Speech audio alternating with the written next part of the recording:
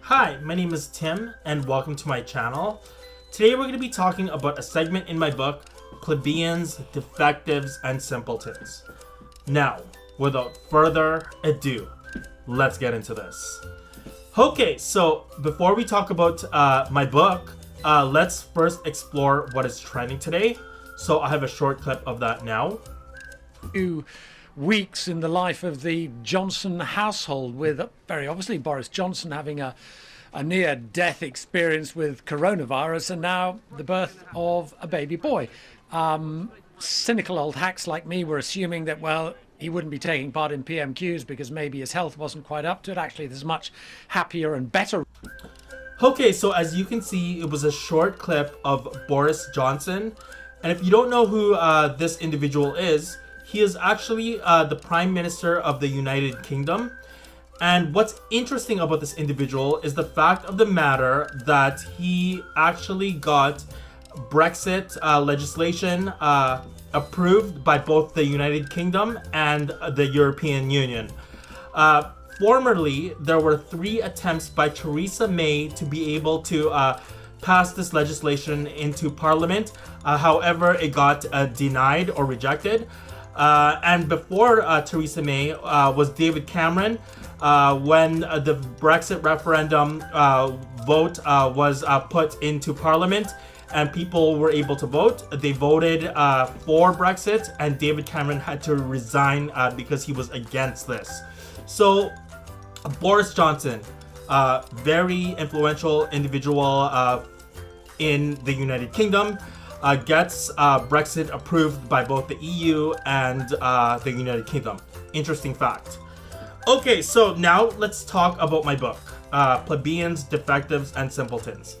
Okay, so today we're going to be talking about feudalism. And where we left off last time was the talk of modern social structures. Today we're going to be talking about one of the most widely known social structures in history. And this is the feudal system. It is a system that was invented during medieval times. And this is one of the subject matters that's talked about in social studies 10, 11, and 12. It was abolished by the French during the French Revolution. But let's explain what the feudal system kind of entails. Okay, so if we look at a pyramid, the very top is the church. And the church was the main authority in medieval times. And these people regulated the information that was conveyed to both the king and his or her subjects. So they were the main authority, and they're at the top of the pyramid. Below the church was the king or queen. And this individual appointed nobles, which are directly below him or her, and gave these nobles land. He expected the nobles to be able to manage the land.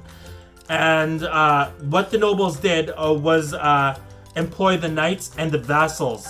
These individuals would manage the people that were part of the land, with mainly the peasants and serfs. If the peasants and serfs wanted to leave the land, they would have to pay some sort of a fee to the nobles to compensate them for the fact of the matter that he or she is absent. And usually these peasants and serfs become merchants, farmers, or craftsmen. Okay, so that is the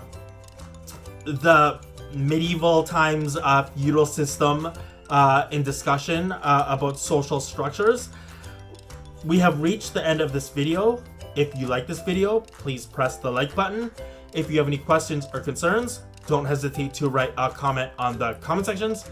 And don't forget to subscribe. Thank you and goodbye.